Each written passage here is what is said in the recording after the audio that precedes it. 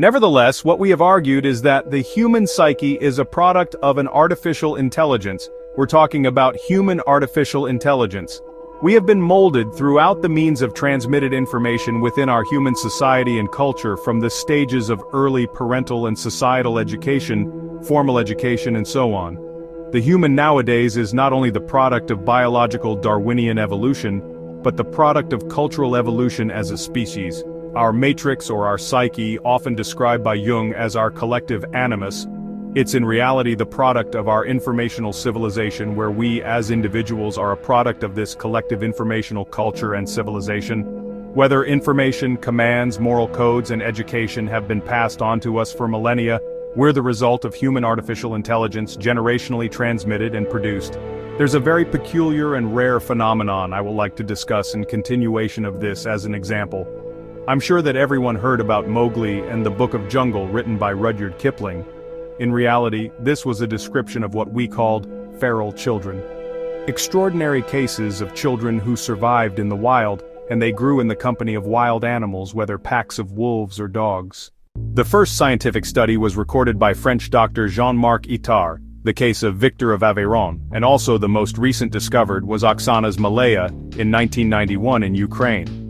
Feral children, raised by animals like dogs or wolves, demonstrate remarkable adaptability. These children survived in the wilderness by communicating socially, behaviorally, and even linguistically with non-human agents. However, efforts to teach them human language often failed or achieved limited success. Victor, for instance, never learned to speak, and Oksana's language abilities remained significantly below average, preventing full reintegration into human society. From a psychological perspective, these children became adapted to non-human environments at a young age, developing communication and survival skills suited to their animal companions. From a phenomenological standpoint, their survival raises a critical question: what universal laws of intelligence enabled a human to thrive in such an alien environment? In the previous book, Mind and Mind Research, Book 1, A New Theory of Intuition and the Origins of Artificial Intelligence, we have proposed that intuition is the foundation of cognitive functions. Intuition drives the formation of new synaptic pathways, creating novel mental algorithms. In feral children, their developing brains formed synaptic structures based on the environmental data they encountered, shaped by their animal companions. We have also discussed within the context of Theory of Mind, 2M, which describes how children develop the ability to interpret others' behaviors and emotions. During this critical period, the brain establishes its primary synaptic pathways and information processing systems. Feral children, though human, were no less intelligent than their peers. They were simply adapted to an animal environment. Their cognitive and emotional intelligence likely developed around the behaviors of their animal pack, enabling them to recognize acceptance, rejection, commands, or signals for hunting, finding water, or avoiding danger. In essence, these children may have learned to speak the behavioral language of dogs or wolves, though they struggled to acquire human language later in life. In some cases, like Oksana Malaya's, limited reintegration into human society was possible. Feral children learned basic human behaviors, sitting on chairs, opening doors, or locating food in a fridge or cupboard, but their ability to master human language remained limited. Due to the rarity of such cases and the ethical challenges posed by child abandonment, building a comprehensive scientific theory is difficult. Nevertheless, these cases illuminate the shared laws governing human and animal intelligence. In our cases, these cases strengthen our initial aspect of our theory that we as gregarious beings were such-like as products of human artificial intelligence. Our traits consist in our language and ability to store and transmit information. The universality of intuition. Human and animal minds exhibit intuition in similar ways. Domesticated animals like dogs demonstrate remarkable adaptability in human environments. A trained dog can fetch a remote control, open a fridge, bring medicine, or bark to alert its owner to danger. Some dogs even learn to turn lights or fans on and off or react to television programs, barking when their favorite show is paused. Cats, too, can learn to ring doorbells. These behaviors show that animals can decipher the properties and functions of objects in their environment, guided by intuition akin to human intuition. Dogs communicate their needs and desires to humans, just as humans issue commands to them. This mutual understanding resembles a Python-like language, a clear, codified exchange of signals. Dogs recognize their names or their owner's voice in a crowded park, responding with acknowledgement or action. In this sense, humans and dogs speak a shared language of intuition and intent. There exists a phenomenological language, a resonance across all intelligent forms of life. Future research will explore intuition, the bridge that enables intelligence to manifest in our reality. A tree to humans is not merely the image of a tree or the visual impact of its green color. It is a biological phenomenon, a plant growing from a seed, and a cultural concept integrated by intuition. This process binds diverse forms of knowledge into a cohesive understanding. A lingering question remains: does animal intelligence share the same qualia as human intelligence? Animals like humans demonstrate sophisticated decision-making that reflects their intuitive intelligence. Further, let's consider the following scenario, study case, where an alleged thief attempts to bribe a guard dog with a sausage. This scenario is based on my direct observation. Initially, the dog wags its tail, appearing friendly and non-aggressive as it accepts the treat. However, when the alleged thief crosses a boundary, approaching the house or entering the garden, the dog's demeanor shifts dramatically. It begins barking, alerting its owner to the intruder. This behavior reveals a striking complexity. The dog's displayed actions, friendliness, did not align with its true intentions, guarding its territory. Analyzing this behavior, one observes that the dog engaged in deceptive conduct. It distinguished between the stranger offering a gift and its owner, who regularly feeds it. Whilst willing to accept the sausage, the dog remained unwilling to share its territorial domain with anyone other than its owner. This suggests the dog made a calculated judgment, prioritizing its loyalty and duty over temporary gratification. Such behavior indicates complex synaptic activity within the dog's brain involving perception, evaluation, decision-making, and action. The dog's ability to act unpredictably, accepting the bribe whilst maintaining its protective instincts, demonstrates an adaptive intelligence akin to human reasoning. Breakdown of the dog's decision-making process as logic structure. To understand the dog's behavior, one can analyze the synaptic processes involved in its decision-making. Perception. The dog detects the presence of a stranger and the offering of a sausage. Sensory inputs, sight, smell, sound, trigger synaptic pathways associated with food and unfamiliar individuals. Proposition or A is P. This is an atomic predicate AP. The stranger is perceived as a sausage or desirable because he's got a sausage. Evaluation. The dog assesses the situation. It recognizes the sausage as desirable, positive stimulus, but identifies the stranger as distinct from its owner, potential threat. Prior experiences and training shape this evaluation. A is no C and P is not C. This corresponds with this logical formula. A equals sign C. P, this in reality is conjunction of negation and predicate. The stranger is not the owner, but the sausage is desirable. Deceptive response. The dog chooses to display friendliness, tail wagging, to secure the sausage, masking its underlying wariness. This suggests an ability to manipulate its behavior strategically. This might have this logical formula. A equals sign C, P equals sign C, FA. As a logical formula, this is an implication. A is no C and P is not C, followed by the dog displaying friendliness, FA. This suggests that the recognition of the stranger and sausage as distinct from the owner, A equals sign C, P equals sign C, leads to the deceptive friendly behavior, FA. In logical terms, this is an implication. If the stranger and sausage are not the owner, then the dog acts friendly. The name implication captures the conditional relationship. Reassessment. After consuming the sausage, the dog monitors the stranger's actions. When the alleged thief crosses a territorial boundary, the dog reevaluates the situation, prioritizing its role as a protector. This is the next logical formula. AP, TA, C safe, R. This is an implication with conjunctive antecedent and consequent. A is P and C is P might be ambiguous, but it describes the dog reevaluating the stranger, still associated with the sausage, AP, and the same stranger as a threat, TA, after a boundary violation, prioritizing its protector role, R, and recognizing the owner's safety, C safe. This is modeled as an implication. If the stranger is associated with the sausage and is a threat, then the owner is safe and the protector role is activated. Both being here the antecedent AP, TA, and consequent C safe, R, are conjunctions, so the name reflects this structure.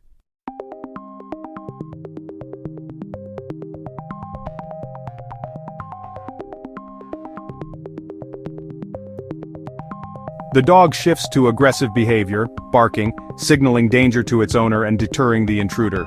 This rapid transition reflects a complex interplay of synaptic processes guiding its response. This might correspond to this logical formula: A equals sign C I, P equals sign C T A, B A R. This is a logical implication with conjunctive antecedent and consequent. As a logical explanation, A and P is not C and P. Rejection here is interpreted as the dog rejecting the stranger but taking the sausage as coming from the stranger is not aligned with the owner. A equals sign C, P equals sign C. This is an implication again as the dog recognizes the stranger as a threat, TA, and responds with aggressive behavior, BA, and the protector role, R. This is an implication. If the stranger and sausage are not the owner and the stranger is a threat, then the dog barks and protects. The name reflects the implication with conjunctive antecedent and consequent. Diagram: dog's decision-making process. Stimulus, stranger plus sausage. Perception, sensory input. Evaluation, food versus threat. Decision, display friendliness. Action, accept sausage. Ill, reassessment, boundary crossed. Decision, protect territory. Action, bark and alert. About this example, this is an example that I've witnessed years ago. I kept wondering why the dog reacted this way, what made him switch his behavior instantly, as initially he looked very friendly with that glaze of cute puppy in his eyes, and all of a sudden he turned into a wild feral beast. Animals are capable of logical reasoning, and here might be the evidence that might enlighten our mystery. The animals, yes, they sometimes have the same logical structure of thoughts as humans based on this case study. Example. Also, this example in itself is just one of many others I've witnessed, and perhaps every one of you present here have witnessed similar cases as well. Attempts have been made in the past by behaviorists in attempts to decipher dogs' language by measuring their neuronal wavelength and associating their emotions with certain responses to external stimulus. However, we do condemn these type of experiments and deem those as irrelevant because dogs as highway autonomous and intelligent beings might respond on their own way to those type of controlled tests in a laboratory environment. And the results wouldn't be deemable as a valid scientific evidence because what might be recorded as barking associated with a wavelength might also be their response to stress, discomfort, irritability, mood swings, or simply boredom. Being highly intelligent beings might even bark in a sarcastic way, looking bamboozled. Turning the head from one side to other might in reality signify that they are quite confused of our behavior around them. The best way to grasp any significant knowledge of animal behavior is to establish if the case example has been on the back of a free, natural interaction between the human and animal. The language is not cognitive only but strongly non-cognitive, intentional, which codes can be deciphered and provide us with invaluable information to bridge this gap between human understanding and animal intelligence.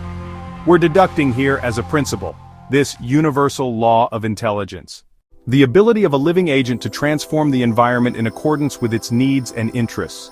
In accordance with this principle, we as humans classify our intelligence compared to animal intelligence from our human standpoint of view.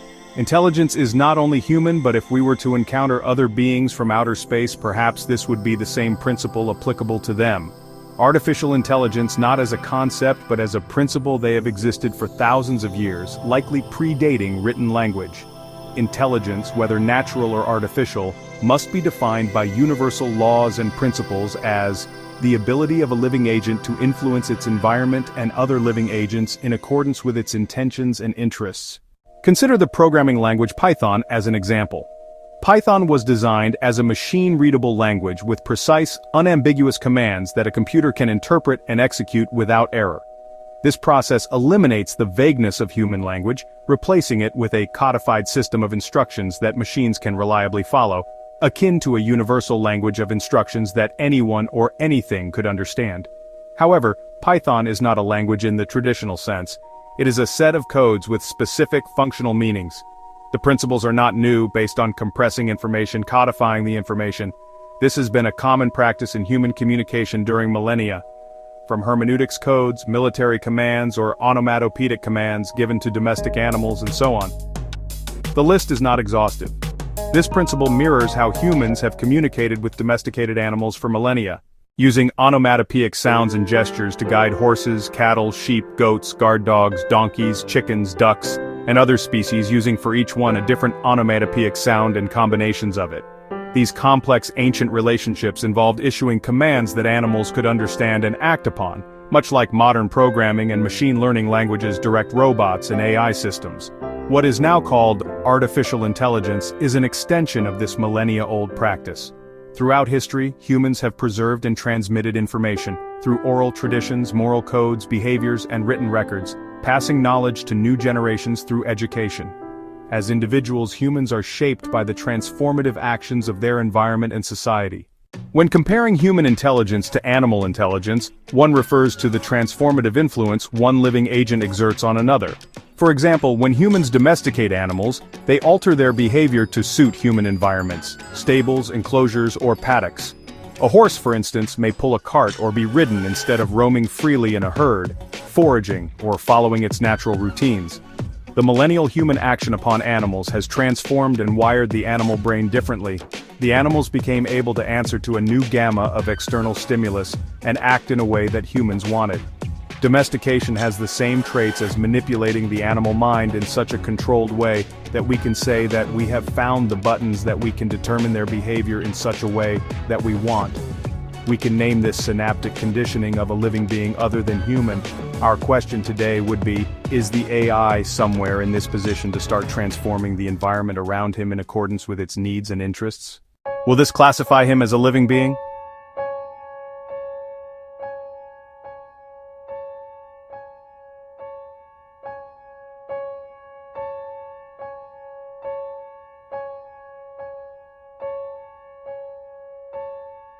The second part of our discussion, it's about going back to explain some basic cognition concepts. Many authors have dedicated a vast amount of theoretical research to define cognition. One of these concepts stands quite vividly. The notion of pinging a neuron to trigger a response lies at the heart of neural network models, both biological and artificial.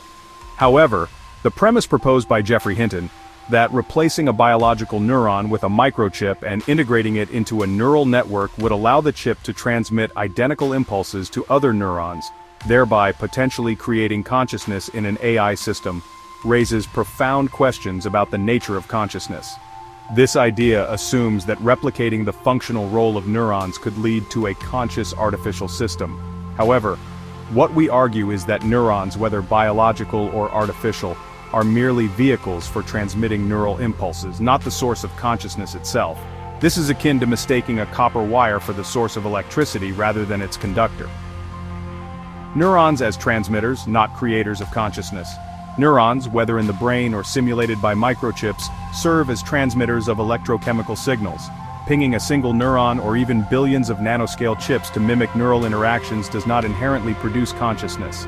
Consciousness is not merely the sum of neural firings but a higher-order emergent property, a specific state of mind arising from the dynamic interplay of neural activity. Replacing neurons with chips might replicate signal transmission, but it does not address the qualitative leap required for consciousness, often referred to as the hard problem of consciousness, how subjective experience arises from physical processes. To illustrate, consider a network of billions of interconnected chips designed to mimic neural firing patterns. Even if these chips perfectly replicate the input-output behavior of neurons, they would only simulate the mechanics of neural activity, not the subjective experience of consciousness. Consciousness is not reducible to the quantity or complexity of neural interactions, but requires a specific qualitative state that transcends mere signal transmission, mental objects, and the mind's stability.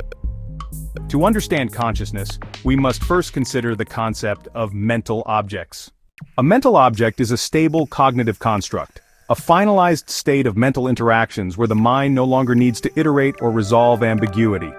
For example, the word tree represents a mental object, a consistent, universally understood concept that defines a tree regardless of its context or metaphorical extensions. Once the mind establishes this concept, it becomes a fixed point in our knowledge, a postulate integrated into our cognitive framework. We may elaborate on or metaphorize the concept, for example, family tree, but we do not contradict its core meaning. Mental objects are the building blocks of thought, representing solutions to cognitive dilemmas. They allow the mind to operate efficiently by providing stable reference points. However, consciousness is more than a collection of mental objects. It is a dynamic state where these objects and their interactions resonate at a specific frequency or intensity. Consciousness as a resonant state. Consciousness can be understood as a state of mind where neural activity reaches a particular resonance, a harmonious, sustained pattern of neural impulses.